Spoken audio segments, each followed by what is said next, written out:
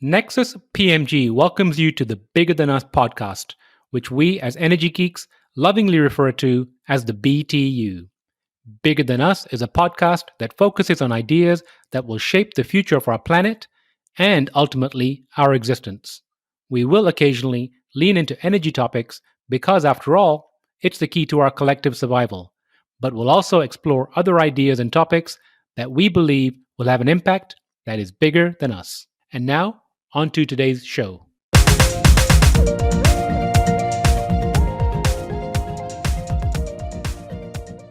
Hello, and welcome to the Bigger Than Us podcast.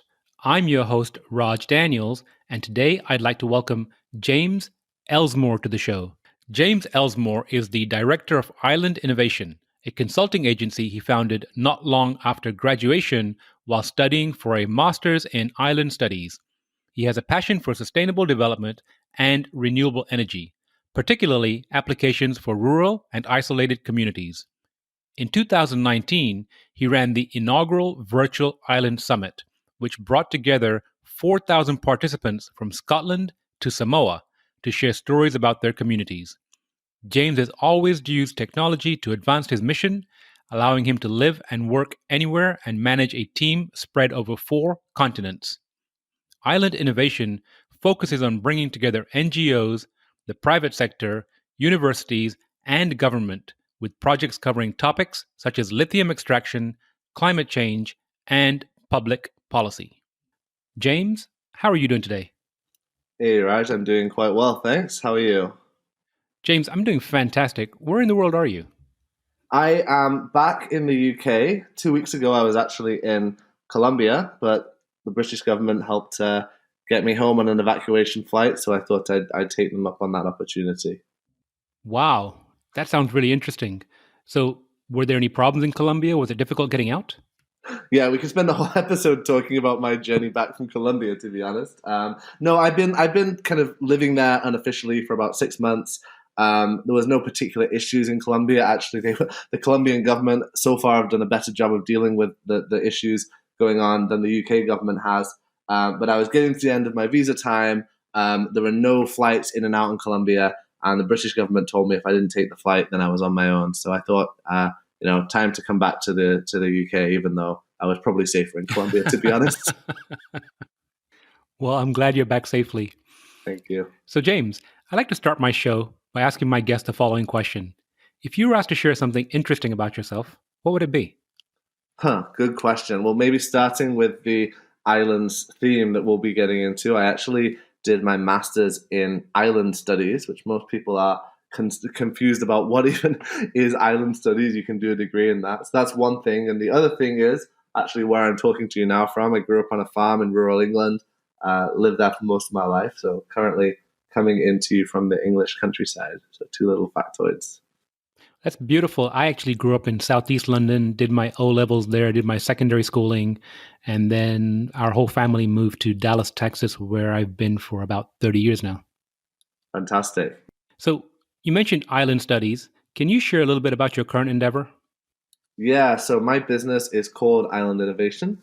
I started the business really after being fortunate enough to have the experience of working in the Pacific Islands, in the Caribbean, and then coming back to the UK and studying, as I mentioned, in Scotland and doing some work in there. And what was fascinating to me was having experiences working and living to an extent on islands, starting off in energy, but then looking at broader issues as well. How similar the conversations were, whether I was on a small Scottish island, in Jamaica, in Fiji, the parallels between the issues being discussed. And so the reason I created Island Innovation was really as a platform to share information and connect people. And so I launched the platform, starting off with a newsletter and a blog, and we've gradually grown since then. And this year we'll be hosting the Virtual Island Summit. We'll be aiming for 10,000 island stakeholders from all over the world, a really wide range of backgrounds, and really want to bring them together to advance the cause of sustainable development and share solutions and ideas. So congratulations on launching at that milestone. You know, islands have some unique challenges compared to mainlands. Can you share some of those challenges? Yeah, I mean, the challenges are really varied. I mean, one of the obvious ones, talking with you is energy issues. Is a very the one that stands out to me. As an example, in the Caribbean, you can be paying for your electricity bill anywhere from 2 to 5 times more than people in Florida are paying. And this is despite the fact that we're looking at countries with a much lower average income than in the US. And so, that affects, as you know, energy affects all parts of the economy. You can't manufacture competitively or do many other things competitively with high energy costs. And so that's kind of a serious barrier. The other one is kind of a dependency. Many islands, and this has been very much brought to light in the last few months, are really dependent on tourism. In fact, Aruba is over 90%, close to 95% of the economy depends on tourism, which you can imagine the devastation that's caused over the last 2 months in terms of people, unemployment, etc., and a loss of income for government and private sector companies. So, but dependency kind of goes on other ways. And energy dependency also is relevant in terms of the dependency on diesel. And a big driver to move towards renewables has been this dependency on imported diesel, which can easily be disrupted. And the islands, when there have been oil price spikes in the past, have been really hard economically hit by those. And also a dependency on imported food. A growing trend over the last few decades has been for more and more food to be imported. And it's a sad situation where it's cheaper to in the Caribbean, for example, to get chicken that's been grown in Georgia than to grow chicken locally. And it's cheaper to import, and this applies a lot in the Pacific as well. And there are big health implications on that, as well as the other problems of relying on imports. So there's a lot of these issues that are common to islands around the world, and I could go on in the list. Things like waste disposal and recycling, vulnerabilities to climate change and climate adaptation, etc. So I really appreciate you sharing that. I've had the benefit of being on a couple of your webinars recently. Most recent was a couple of days ago regarding Jamaica, and really understanding some of the challenges that especially the Caribbean islands are having. What are some of the actions? I know you interact quite a bit with government officials.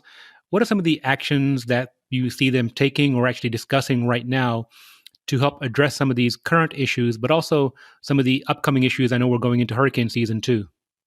Yeah, and the problem is just because there's a global pandemic, it doesn't stop the hurricanes. And so we're going to see a really challenging issue where islands that have actually managed to get the pandemic under control are now being facing the hurricane risk. And of course, one of the obvious things that happens when hurricanes hit is you get a large amount of foreign aid and foreign help coming in.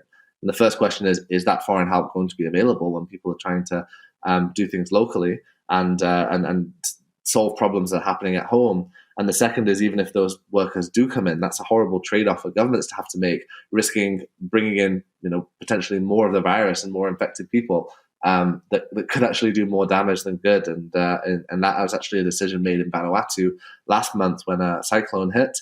The government made the decision not to allow foreign aid workers to come and help with the recovery because they had no cases of COVID at that time, and they had to weigh up the opportunity cost of that. So, those kind of issues are really, really prevalent. One of the things that we're trying to do is break down some of the boundaries and some of the silos that exist on multiple levels. One of those is obviously the geographic dispersion and those barriers that exist. But another one is trying to build interaction between islands of different political statuses. Puerto Rico might have more in common with Jamaica, but because Jamaica is an independent country and Puerto Rico is a territory, the opportunities for interaction there are somewhat limited. Likewise, say the Florida Keys is a county of Florida, and so they might have more in common with other Caribbean islands. So how do you help engage different types of islands that are different political statuses? Because sometimes those opportunities are missed out. And then finally, I think I'm a really big believer, and this applies even more so on islands than mainlands, of bringing in all the different sectors. And successful sustainable development needs to involve the private sector, NGOs, governments, universities, utilities. All of those different players need to work together. And as we know, that doesn't always happen to the same extent that it should do. Thank you. Now, obviously, during this time of the pandemic, we're going through some really uncertain times. How have your most recent conversations with officials and other stakeholders in the island, perhaps better said, what are some of the plans that they're making as we try to establish some kind of new normal, on the other side of this pandemic? Yeah, I mean, to be honest, there's a lot of worry and confusion, and kind of people are trying to figure out how to actually respond, because everything is so unpredictable, and we don't really know what's going to be happening 2 months down the road, let alone next year. So all these plans are kind of being put into place, but a lot of what's happening now is really guesswork. I've been currently working on a project with the University of Strathclyde in Scotland to collect information and data, just because a lot of the policymakers that need to make decisions don't have enough data to make those decisions on. And so we've been trying to collect surveys and information from islands around the world to find out what is happening locally and how they are responding. Clearly, one of the biggest issues right now is when and how to reopen tourism. A good example of this is Greenland, which I can't remember if they had no cases, or if they did, they got them under control very early. So Greenland is COVID-free, but is also quite a tourism-dependent island, as are many of the Caribbean islands. And for the Pacific Islands as well, that were managed to remain COVID-free, they have now a big problem that they potentially might have to go another year without tourism, which is a major income source for them, but in order to keep out the virus completely. And so those types of decisions need to be made. For now, it's kind of a month-to-month basis, a lot that I see, but there was an announcement last week from the Jamaican government that they are preparing their tourism sector to go back to work as soon as the tourists are prepared to return. So there's a difficult trade-off there. Do you stop the virus completely and stop people coming in?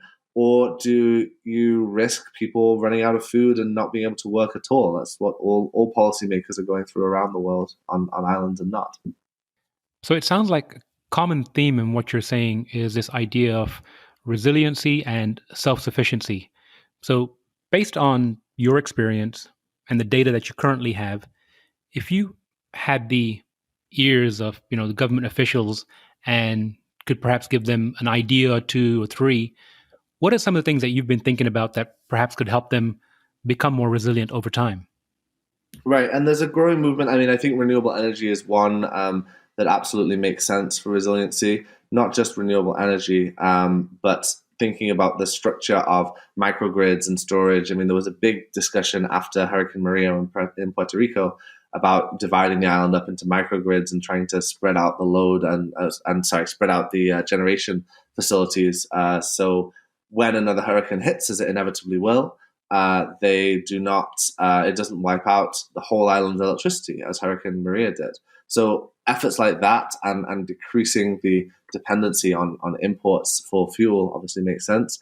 Trying to help generate local sustainable agriculture, but it's really difficult to do that when when it's cheaper to import things. Obviously, people tend to vote with their wallet, and that's all good when times are normal and there's no disruption to the supply chain. But as soon as the supply chain hits, that can really create problems. And so, this might be a bit political, but that's where I really see a role for governments to play to help stimulate that local industry. As much as I don't want to advocate for protectionism, that's not what I'm trying to say. In some cases, what that stimulation of local industries can do is to make sure that when other countries close their borders or stop exporting, or whatever that means, then there is the local facility, the local resilience to respond and bounce back. So I think those type of initiatives, specifically, that could be building hurricane-resistant greenhouses or hurricane-resistant agriculture and supporting farmers to be able to develop that. But a lot of it is also levels of government policy that need to come into place to support those industries. And unfortunately, in many islands, that's been lacking at the expense of local industries. I think there's a growing knowledge that there's a growing understanding, rather, that this dependency on tourism doesn't do anyone any good, and particularly the dependency on cruise ships. I mean, cruise ships offer a whole other conundrum that we could go into as well. But at the same time, then there is a need, like it's easy to say, oh, we need to move beyond tourism, But the reality of actually finding solutions to do that is much more complicated. And I don't have the answers to that. We're still working on it, and I think everything since the pandemic started has been up in the air. You're so right. And I kind of hope that with some of the individuals that you're speaking to, they do start thinking about what's beyond tourism, because who knows, if this is a one-time event or a multi-year event. So Mhm. essentially ideas to think on resiliency. So James, switching gears a little bit, the crux of our conversation is the why behind what you do. And so what I mean by that is that, obviously you studied islands in school. There could be many other paths you can go down right now with that education. There's an opportunity cost for you to be doing this. What drives you? What's your passion? What keeps you, coming to work every single day to do this? Well, I mean, I so far today, I can't travel physically, but so far on my course today, I've been to Papua New Guinea, to Mauritius, to Jamaica, to Barbados, to Antigua, in one day. So I mean, for me, that's also an amazing opportunity to be able to travel the world in these conversations and learn about what people are doing on a personal level. But I also think there's this huge opportunity for islands to showcase solutions that are creating a level of resiliency that can be implemented elsewhere. So the fact is that these high energy costs mean that projects in the Caribbean potentially are economically viable in a way that they would not be in the mainland of the US, in Texas, for example. Um, so so there's an interesting kind of there's something interesting there. I think that potentially the fact that they are forced to innovate means that earlier I often see things happening in islands that I think will be inevitable in mainland areas in the future. A good example of this is the utilities movement to looking at microgrids. Now, in most parts of the US, for example, that would not be economically viable now, but in many islands it is. And I wonder when we'll get to the point where actually microgrids and distributed generation does become more economically viable on a wide scale in the US. Maybe these solutions that have been developed in Puerto Rico or Jamaica will be able to provide blueprints for other areas to follow. And that applies to other sectors beyond energy. So this passion towards islands, when did it start? Good question. I mean, I've always maybe had this strange fascination with looking at island communities and trying to. I mean, just on a personal level, visiting them. I mean, islands are obviously some of the most beautiful places in the world, and it's great to have a job where I also get, under normal circumstances, the opportunity to travel to some of them as well. But I think as I got more involved with meeting people in different islands and having, I've been very fortunate that I've been able to travel so much and visit these different places and see those commonalities in a way that other people have not had the opportunity to do. And so being able to build those bridges and connect people and help stimulate conversations that they can also benefit from, I feel I'm in a pretty privileged position that I can do that in a way that I enjoy. I can also run a business that is successful and does actually, many people are surprised, does actually make money. But at the same time, do something which is having a positive impact for many people. So let's pretend for a minute it's just me and you, no one else is listening. What's your favorite island? Oh, that is a very, very difficult question to ask me. I couldn't possibly tell you. You'd have any idea how much trouble I would get in for answering that question. And it really depends as well because I mean, one places that I have particular personal connections to that I've spent time in, Orkney, which is an archipelago in the north of Scotland. It's not somewhere that you go to sunbathe on the beach. It's cold, it's windy, but it's incredibly beautiful, incredibly unique in many respects. They have some of, on an energy perspective, they have the most cutting edge research into tidal and wave energy in the world. They also have these really advanced hydrogen projects, which they're using excess energy to be able to do. And again, that's a factor of that isolation, being forced to innovate. They had this very unusual situation, which isn't applicable in many other places, where it became economically viable to do a lot of projects using hydrogen. So, but also incredibly beautiful, incredibly warm and lovely people that I know there. Whereas, in the Caribbean, I've spent a lot of time in Jamaica, and I love Jamaica. Just such an incredibly beautiful island and really, really amazing people as well. So I'm not going to give you a favorite, but two places I've spent a lot of time and I do have a really close connection with, and are definitely fascinating. And then in the Pacific, one place that I got to spend a lot of time was, a little bit of time actually, was Tuvalu, which is again completely unusual. The smallest sovereign country in the world, around 12,000 people, or one of the smallest, I should say. 12,000 people in the whole country. And I was sitting on the beach and met the Taiwanese ambassador walking his dog and had a chat with him, and the type of place where those conversations happen.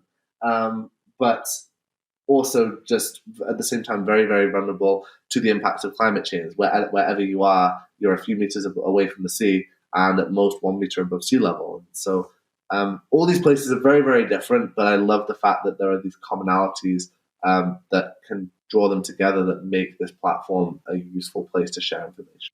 Thank you for sharing, James. So, James, on your journey with Island Innovations, what are some of the big learning moments that you've had? I think an interesting learning moment to be, I've been able to work with very different sectors and seeing how certain parts of the private sector work compared to how certain parts of government work. You know, these sectors can sometimes be at each other's throats or collaborating deeply. And often the mentalities in those different sectors. Universities and academia is a whole other thing, which is again very, very different, and people think differently.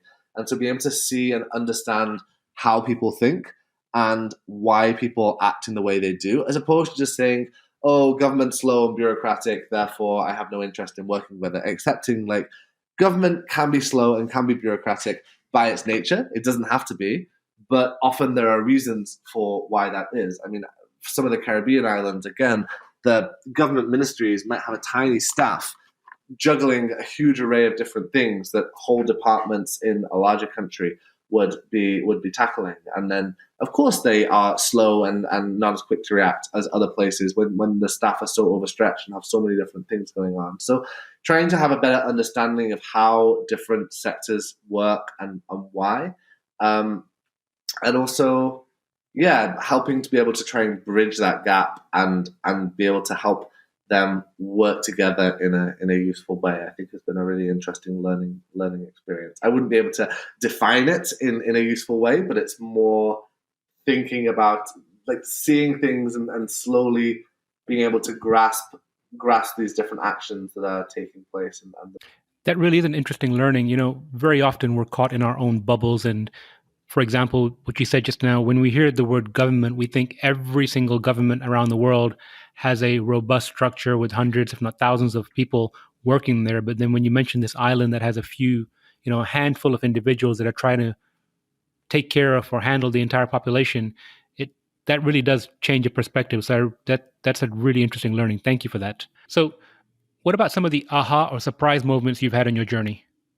Well, an interesting experience that I've had over the last few months has been building up the use of virtual events. We started virtual events before it became cool in 2020 by necessity, before everyone else was doing it. And not just kind of webinars, but thinking about whole conferences and how things can be done virtually. And the idea for me behind that was to think about the opportunity that brings to involve more people. By doing an event virtually, you're not just limiting yourself to the person who has the time and money and energy to travel halfway across the world sometimes to actually be there in person. You're opening it up. And so for me, I had a lot of experiences in going to conferences in different places and seeing the same faces and the same people and having those conversations. But then by doing things virtually, we were able to involve just involve more people that still had a really useful contribution and interesting contribution to make. And obviously some of that is geographic, just places that are really geographically dispersed. How do you get the Maldives, Greenland, Mauritius, and Fiji in the same room and representatives to have that conversation, particularly if they're grassroots people who may not travel normally. But also thinking about, maybe it's a single parent who has the kids to look after and can't do that traveling, or it's a grassroots group who are doing amazing things on the ground, but all their money is being invested in the actual projects, and so they don't have a budget to participate in things. We even had a speaker at the event that last year that we hosted, which was on the island of Tristan da Cunha, which is in the South Atlantic, an island of 500 people. that has 4 cargo ships a year that go from Cape Town. It takes a week to get there, and that's the only way to get there. There's no airstrip. And they were able to participate over a phone link and do a whole presentation at our talk.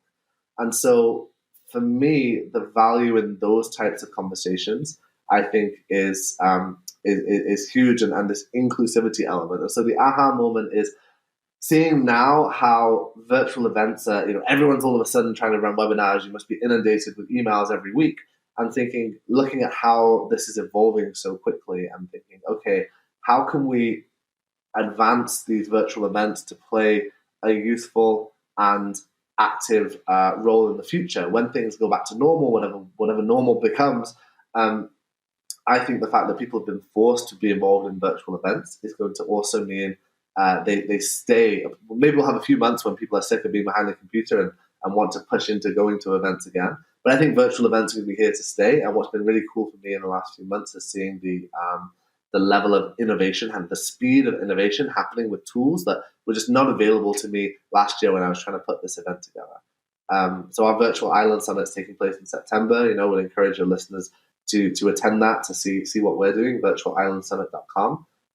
But also we are working with other companies to actually help them and train them on how they can use virtual events for their own uses as well. And I think there's so much more that's going to be happening. Even in a year's time, we'll be looking at the space completely differently. And how have you seen the reception for these virtual events? Well, last year I think there was a lot. It was a lot of curiosity. We did this virtual Island Summit for the first time, and we said we had 4,000 participants joining, and there was a lot of curiosity to see. Okay, we're interested in these virtual events, but how do they work? How can we use them? Now people get it because they've been forced to in the last 2 months. But I think there's interest, but a lot of people are still quite negative. I think because often they don't understand them. And for me, actually, it's often not a tech question. The problem is not tech. It's obviously you have to have good tech, but it's a psychology question and a communications question. It's not just thinking about can we technically deliver a good event, but also not just trying to cram in what works as a physical event schedule into a virtual setting and hope it works, because people are thinking and operating completely differently when they're at home. And so trying to think about all these psychological and sociological questions, and this is still evolving so quickly. I don't think there are even best practices now. And so we've been working with various people to try and shape these events, and people are becoming bored of webinars now and sitting behind the computer. So how can we take webinars to the next level and also make the networking component, which is often lacking, even more useful and just to work better? Well, I can tell you from firsthand experience, I've attended your past 2 webinars, and the one aspect of it that I really do enjoy is the ability to chat with people from places around the world. And you mentioned, not having to travel and perhaps on a budget or whatever that might look like. But I've made several connections from being in the chat on your webinars. And I actually think you do a great job. I've been on quite a few webinars over the past few weeks, and some of the moderators or some of the webinars don't allow for a robust chat section. But in yours, there's an opportunity to introduce yourself and then take conversations offline very, very quickly, which essentially is what people try to do when they go to in-person events, Right. is that, yes, they may go for the speaker or two or a room or two, but essentially you're trying to network, and then, obviously, whether it's create a relationship for, commerce or for a personal relationship, whatever that might look like, you're attempting to meet individuals. But the way I would say it is that when you go to a conference, it's more one-to-one, whereas in your webinars, it's a one-to-many opportunity. So I give you, a full thumbs up for doing what you're doing, and I will absolutely put a link to your virtual event in the show notes. So please, feel free to send that over to me, and I'll get that Will done. do. Yeah, in fact, I just wanted to add a quick comment on that. So, we I hate going to a webinar where I might as well be watching a YouTube video and there's no reason to be there live. And so I think sometimes people become quite protective because maybe the people in the chat are also their connections and they don't want all their connections networking without them. Or so I don't know. There seems like various reasons people do that. But for me, there's no point in doing a webinar if it's just a passive experience. I might as well be watching a YouTube video. Like if I want to watch a YouTube video, I'll watch a YouTube video and not attend when I want to, and not just attend a webinar at the time to say. And so, yeah, I think watch this space, because I think on that networking portion, we've got a lot of interesting things coming up. So we're going to be trying to do that differently as well. I'm really excited for that. And I think, if I'm not mistaken, you mentioned that the webinar you had 2 weeks ago, there were 1,300 attendees or 1,300 registrants. Is that correct? Yeah, so we did a series of 3 webinars on COVID responses, island responses to COVID-19. The first one was a very global perspective. The second one was looking at the Caribbean region, and the third one, the Jamaica case study specifically. And the idea was to look at these different scales of responses. And I think over the course of the 3 webinars, we had over 3,000 registrants. And then I think between 300 in the Jamaica one and 700 in the Caribbean one, people attending live, but also a ton of people watching the recordings as well. And as you saw in those sessions, part of the value of being there was this really animated discussion in the chat. Actually, there's a tech issue there that the Zoom chat is really not good enough for the purposes we need. So I'm exploring new options, but it still created a great experience. And that was why people show up to them, even when there are so many other webinars on similar topics happening in the same week. It's brilliant. Thank you. So, James, I'd like to end our conversation with this question. If you could share some advice or words of wisdom with the audience, what would it be? Two things. One on islands, one on virtual events. I think one thing is, this may be very obvious to some people, but it's surprisingly not obvious. Thinking of islands as places that people live and work and have their lives, and not just as your holiday destination, is one. Obviously, go to them, enjoy them, spend time there. But for me, it's always disappointing seeing people who visit somewhere like Jamaica and never leave their resorts and don't benefit from the amazing interactions with people there. So thinking about the people who are living in the places, if you're visiting them, and the lives that they're leading, and how you can support them, as opposed to just the big holiday companies. And then the second one would be, virtual events are the future. They're obviously very pressing right now. But they're here to stay, and the technology is just getting better and better. So use this opportunity now, when you're forced to go virtual, to experiment, to do things that you probably wouldn't have done before, and to think about how you can integrate that into the work that you're doing in the future, to ultimately reach more people and involve more people in whatever it is you're doing. James, thank you for that so much. And you're also my first international guest, so thank you so much on that end too. Is there anything else we haven't talked about that you'd like to share before we go? Oh, there's lots of things, Raj. We could be here for hours if you get me going on something. But no, I think we covered some good ground here. So thanks a lot for having me. Well, James, perhaps we'll do a part 2. Thank you again so much, and I look forward to catching up with you again soon. Likewise. Thanks so much, Raj. Looking forward to it. Thank you for listening. And if you like our show, please give us a rating and review on iTunes. And if you want to show your support, please share our show with a friend or reach out to us on social media, where you'll find us under our Nexus PMG handle. Bigger Than Us is a Nexus PMG production.